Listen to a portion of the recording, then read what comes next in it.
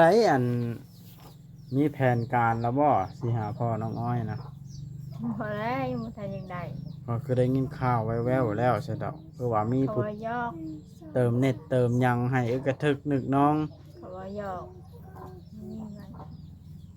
แน่นลีดำว่าเนี่ยเขาว่ายอกผู้เขาเคยว่ายอก อืมจักปีแล้วผู้บ่าวนะเท่าแล้วโมคูพอน้องอ้อยนี่แล้วรุ่นบ่เท่าจนทอนเขาโทรลิ้นน้ำพอน้องอ้อยเป็นเราบอกเขาบอกไปจากวาลาเซีย แล้วลมเจ้าเลยบาดน่ะไม่ร่มเลยเขาก็มีลูกมีเมียเขาก็โทรลิ้นน้ำเขาโทรไปน้ำก็ต้องประโยคเจ้าสักงานเก็บไว้ดีๆเด้อชุดกันหนาวเด้อของไอ้สมประดิษฐ์เพิ่นโดยซื้อซอยเมียบ่บอสเพิ่นว่าเอาไปแจกผู้ที่ด้อยโอกาสผู้ที่ทุกข์ยากเพิ่นว่าเลยคิดเห็นเจ้าเลี้ยงลูกน้อยแล้วไปก็ได้โดยเลยบ่มีพอเลยเอาชุดกันหนาวมาให้พุ่นละโตเรามีฮอดอันอ่างป่ามันมีผู้ใหญ่เพิ่นลงทุนซื้อปลาดุกพันธุ์มาปล่อยบอสต่อซ้ำสิกินแล้วกับลูกเราบ่หิวนะกินแล้วซอยจะล้านหนึ่งนี่สมมติซื้อปลาดุกล้านหนึ่งมาปล่อยลงโอ้ตัวอย่างงามเลยแล้วกินสาวแต่งอนเลยมีสองอ่างเพื่อเต็มอ่างนี่คายพร้อมก็ได้มีอ่างล่ะน้ำก็มีใดล่ะสบายเนาะ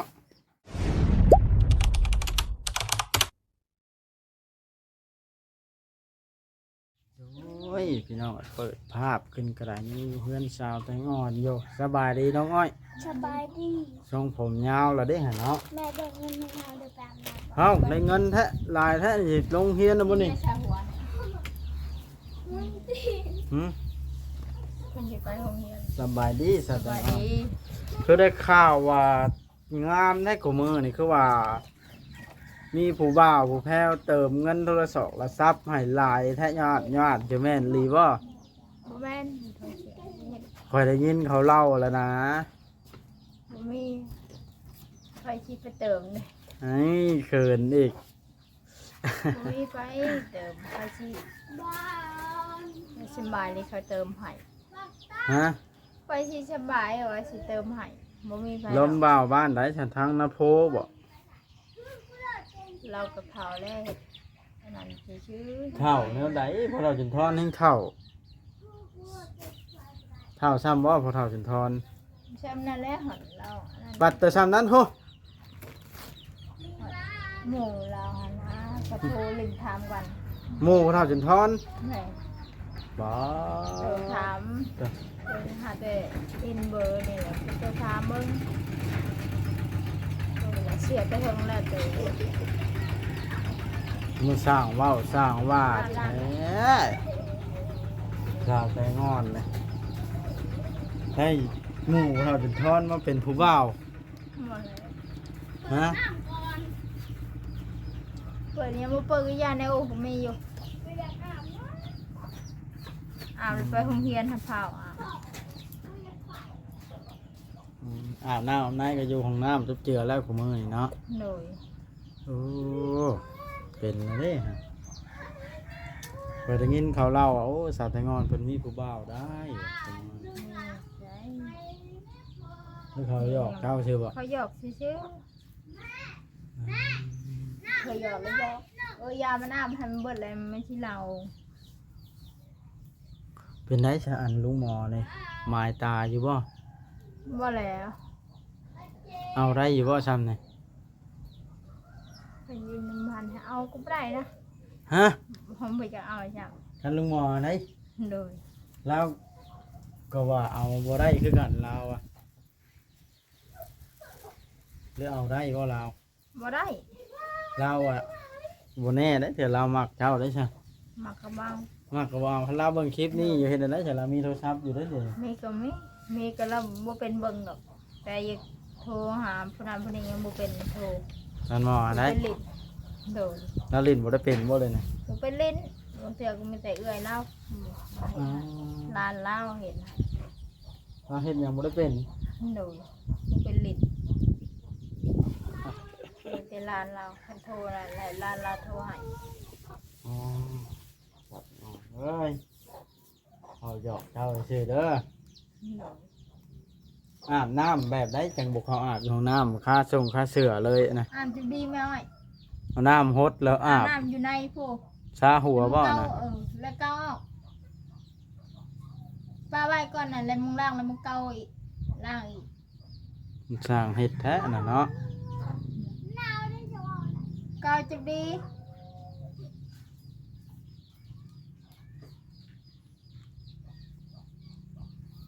อืม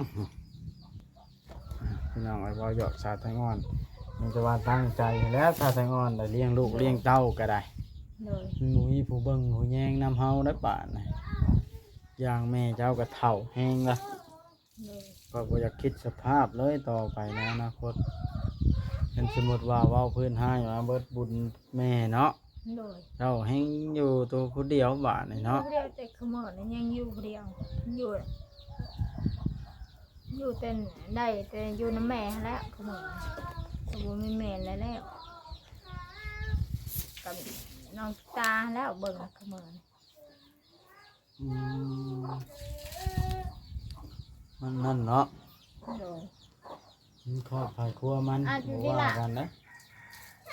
ถ้าหากินได้ก็หาไปเนาะ โดย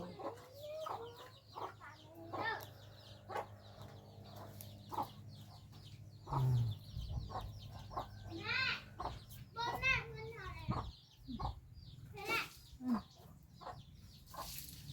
ลูกโรงเรียนเอาเงินมื้อละไรน่ะ ตอนแรกมันก็ห้า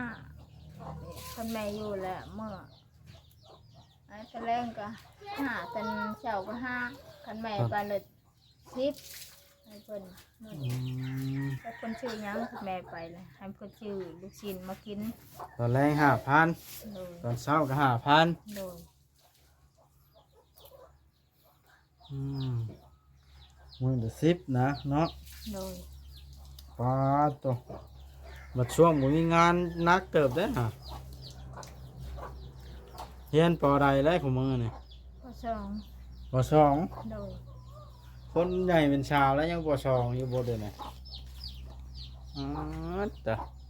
โอ้ไปอาบน้ำมันไปฮดพอดีเมื่อกพอดีมื่นลุยๆโอ้ยยังบ่ได้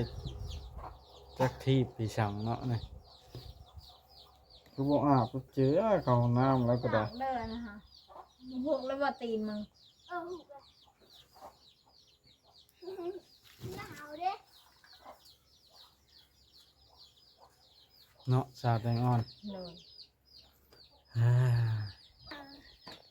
เห็นได้มาเอิ้นสิไปบ่เกี่ยวข้าวน่ะ ไปคืนนี้ตัวเมา มันมีผู้เอามาได้ โดย ครับช่วงนี้คนจากแล้วข้าวลายแล้ว โดยเขาไปแล้วบอกเฮือนนะเกิด ฮะ เขาไปแล้วเฮือนนะเกิด มันเป็นอะไร เห็นทุกใหม่ในเฮือนเรา ได้ได้ ห จัง มากเลยดิ ได้จังเราจะมีเงินทัก สาว บ่มีให้ได้เขาให้หมากในเฮือนนะ ชีวิต เขาให้มั่ง โดยให้หมากอะไรให้ไปปลูกใบใหม่ เขาให้มั่ง โดยวังเด้วังชาวจอกอยู่หันเฮือนกงกระทันเลยเขาให้หมาก บ้านเมืองบ่ให้มั่ง ดินเขานะฮะ โอ้เพิ่นมั่ง มาเป็นโดยกงกระทันอันนี้ก็แม่นเห็ดผู้เดียวบ่มีใบเห็ดนำ ลูกชิดหลวงพ่อสิทนเห็นเนาะ โดย อื อัน ม นี้ก็เห็ดผู้เดียวแหละนะคะเฮือนจ้ะ หนุ่มลันไปใส่หนุ่มลันไปใส่อีกอะนะโอ้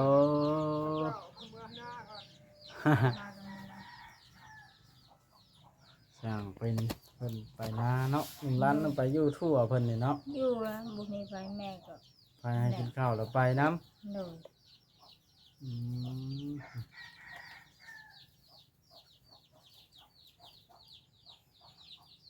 ไหนอยู่เดียวแล้วไอ้ปืดกับแม่ก็เบิ้นมาหาเกี่ยวข้าวรับจ้างแล้วก็ อืมไอ้ปื้อก็ได้ โดยเห็ดเฮือนก็เห็ดผู้เดียวน่ะ เดี๋ยวนี้ได้ โดยเจะไปสิจำให้ปลูกตู้นั่นก็บ่มีเงิน เรากันเนาะ โดย อยู่แบบบ่มีเมียเลี้ยงแม่ บ่มีเมียน่ะ ก็สิแล่นเข้าไปเบิ่งแล้วอยู่ใส่จักเล็กจักน้อย บ่มีไฟ อืม ปลูกตู่กับปลูกผู้เดียวละหั่นแหละเฮ็ดผู้เดียว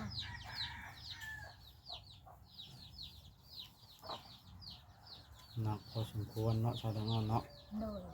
นักเล่นเราก็ขายหมากนะแห้งบ่มีบอลอยู่อย่ายออย่าปลูกตู่ก็ห้องบ่มีห้องเงินเฮ็ดผู้เดียวว่าละบ้านคนก็บ่มีห้องเงินละบ้าน เจ้าใครอยู่ได้เฮือนแล้วเนาะ โดยปลูกผู้เดียวนั่นแหละ อืมเป็นลีนี่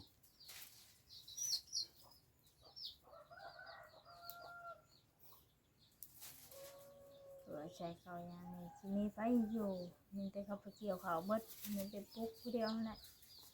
คนเกี่ยวข้าวคนงานในภายเดินรับจ้างภายนี้กูมาเอาก็ถือว่ามานแล้วเนาะ โดยอันนี้ก็แม่ก็บ่ได้อยู่บ่ได้เช่าแม่เพิ่นก็ไปรับจ้างนะบ่มีเงิน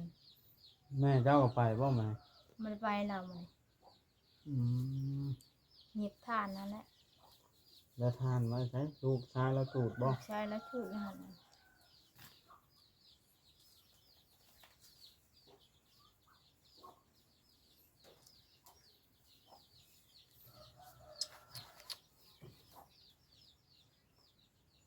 ยังไงดีเนาะชาวไทยงอน โดย กว่าสิคำแต่ละมื้อ อืม บ้านค่อย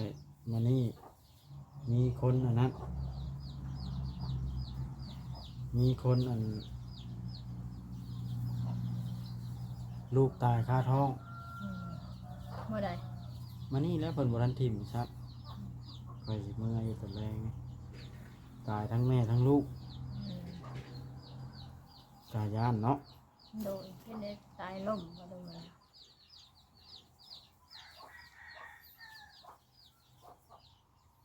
คนล่มบ่ นะ ลูกตายคาทองคนล่มบ่ได้คนเป็น เพิ่นก็บ่เข้าใจคือกันเพิ่นบ่สำบายเพิ่นเป็นปอดเฮาอะ อืม แล้วล่ะทันใจบ่ทันอืม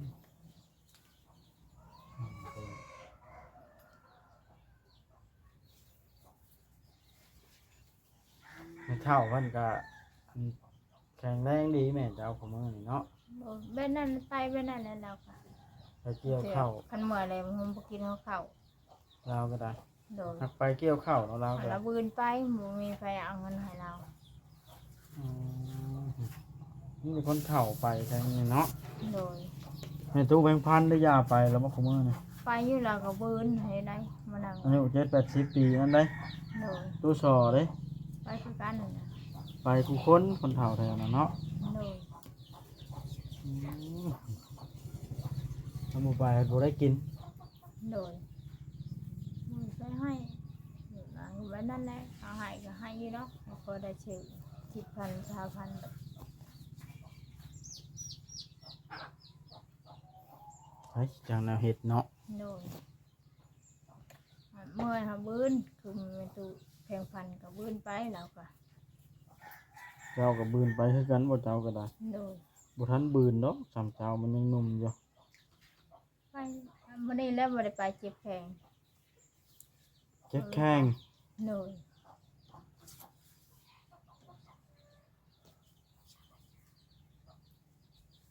แบบที่ อืม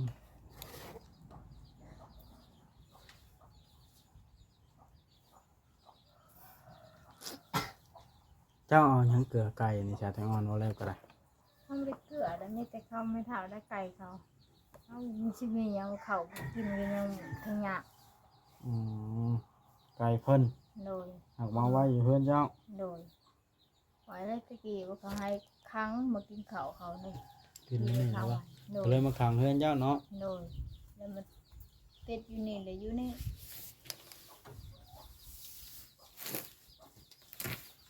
อืมนี่บ่สุดเตรียมสิลงเพียนน่ะน้องอ้อย เอ้ยแล้วแต่แรงไม่แต่นุ่งเชื่ออันนี้แล้วไปกับชาวบ้านหนึ่งเชื่อข้าว ใหญ่กว่าแม่แล้วเนาะ โดย ใช้ถุงเบิ่มถุงจอ บ่มี ลงแบบไหนซะ ม ปุ่นแล้วอันนั้นก็ขาดเขาหายขาดมันไม่ได้ใช่มันไม่ได้ชื่อให้ อ๋ เพิ่ อน ได้เงินเพิ่นเลยยังชื่อให้เพิ่น ในเงินพุ่นแล้วนั่นได้สิชีวิตยามเกี่ยวข้าวมันบ่ได้เงินอยู่บ่เด้ ยัง สมมุติเจ้าไปคุมื้อเดือนหนึงมื้อละ150,000เจ้าก็ไล่ชาวล้าน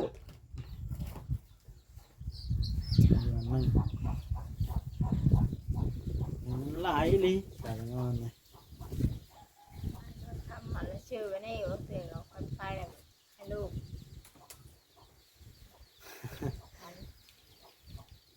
คือว่าแล้วซื้อเนาะ เลย ทำบ่ซื้อก็บ่ได้กิน เป็นชื่อเธอก็ชื่อหมกเป็ดเป็นนัว ชีวิตประจำวันต้องได้ใช้เงินเนาะสาวไตอ่อน เลย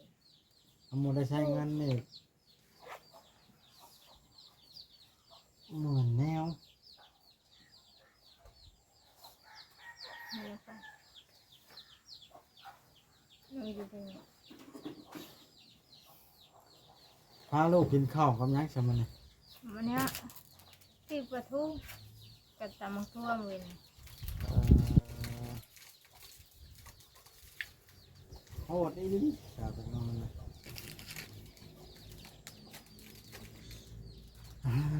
มีแผนการแล้วบ่ซั่นน่ะ แค่ที่ทานเนี่ย แผนการสิหาอันพ่อน้องอ้อย ย่างแล้วบุมีเพิ่นหมักเนี่ย เจ้ายังบ่ถึกใจไผอยู่ ย่าง บ่ถึกใจบ่อันเสี่ยวพระเฒ่าจุนทรโทรมาเล่นน้ำกะ หมดแล้วเดี๋ยวเขา ตีเถ่าโพดบ่หรือว่าจังได เขามีลูกมีเมียนะ อืม เขาทานไปทู่นั่นแล้วแต่วันละเชียแล้ว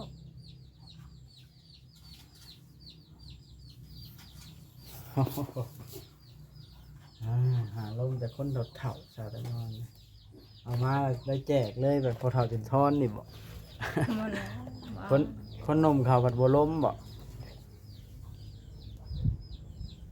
หืม หมา หรือมักคนอายุอืมชั้นคอยสิไปหาไอ้ปื้อก่อนเด้อ โดย มาเบิ่งเราก่อนเราใช้ชีวิตแบบลำบากให้เพื่อนก็เขาให้มาก บอกแล้วหัดชิอยู่ก็อยู่นาหน่อยเปิดนั่นแหละวางไก่พิมพ์ชาอะไร อืม ในป่าในวังกรน้ำใหม่อะไร เราเนาะเฮ็ดน้ำวัดน้ำวาเนาะ โดยเป็น คนบ่มีบุญนะไอ้ปื้อ โดย บ่มีแล้วบ่มีผู้ ไม่ จั ได้ กซ สิ อย มั่ง เรา บอกมั่งเกยมาเลยไปปกตุกอยู่ อยู่ อะ เลี้ยงแม่เมียก็บ่มีแล้วเนาะ โดย เลี้ยงแม่ไปหารับจ้างเกี่ยวข้าวพอได้เงินมาซื้อข้าว โดย ต่อ2 ปีแล้วขอทายลาวกันบ่มีผู้จักชดซอยแล้ว ช่วยๆแบบนั้นแหละ ฉันเฮ็ดเทือนชาตินั่นแล้วงบดำพันนี่ก็ได้แล้วเทือนไม้น้อยๆทำเพื่อนตู้แพทย์นี่เนาะ โดย 1,000 เหรียญ ที่จำหน้ากันได้นะคนอยู่ พอได้เฮ็ดตู้เฮ็ดรัวอยู่ นี่ก็ปลุกตุกผู้เดียวบ่มีไฟปลุกนำทุกคนที่ปลูกไปได้เพิ่นเฮ็ดผู้เดียวเพิ่นบ่มีไฟประจับไปหยังนำ มีหูจับผู้บายน้ำอีก โดย อืมอาบน้ำทูสบู่อยู่ว่าน้องอ้อยของมือนี่ สู้ ฮะ โดย เบิ้งดูแขนยังขึ้นมาดูสิให้ FC เบิ้งแล้วนี่เบิ้งต้องชูสบู่เด้อบาดนี่เด้อ โดยหมอกัน โดย นั่นน่ะพี่น้องสาวอ้อยตอนนั้นมันจนได้ตัดผมเริ่มยาวอีกอย่าให้มันเป็นเด้อบาดนี่ โดย แม่นเฮามีอีกแล้วนะมา ชัก ใส่เบิ่งดูโอ้ชาอยู่บ่หัวฮะ ประชาแล้วมันได้ อย่าให้เห่ามีเด้อไข่เห่าจิ้มๆอยู่อีกแล้วได้เราต้องช้าดูเด้อสาธงอนเด้อ โด เพื่อย กันบ่ให้มันนั่นอีกบ่ให้เป็นขี้เขื่อนใส่หัวอีก โดย ย่านได้ข่อยเป็นอีกบ้านเท่าจุดทอนก็บ่อยู่นำเลยเก่าของเราจุดทอนเนาะ โดย เอาเก็บไว้ดีๆเด้อเครื่องนุ่งของเธอนะ โดย บ้านนี้เขาจะไปกัน เอาไว้นุ่งยามหนาวมันหนาวแล้วค่อยยังได้นุ่งเสื้อกันยาวเช้านี่มันหนาวแห้งเดี๋ยวไว้ยามหนาวสุดอ้ายสมประดิษฐ์ โดย เพิ่นซื้อซอยเมียค่อย อุดหนุนเมียค่อยเอาFC ท่านใดอยากอุดหนุนเมียบ่าวบอสให้ภัยเป็นสะพานบุญก็มาซื้อน้ำเมียบ่าวบอสชุดกันหนาวเด้อพี่น้องบอก FC หน่อยจะได้งานบอกเพิ่นได้ไหม มีพยักชื่อเครื่องชื่อยังให้ คนทุกข์ยากเรา ค ไป น ช่ ทุ อก ย อยากก็ให้ช่วยชื่อน้ำเมียบาบอสก็ได้ มีทั้งเครื่องเล็กน้อยและผู้ใหญ่ มีแต่เครื่องเด็กน้อยกับผู้ใหญ่ก็ได้ ช่วยลูกหลานนี่แหละถูกยาก สาธุเนาะพี่น้อยคลิปนี้ก็จะจบซ้ำนี่ละเด้อสบายดีไปหาน้องไปหาไอ้ปื้อก่อนบ้านนะ โดย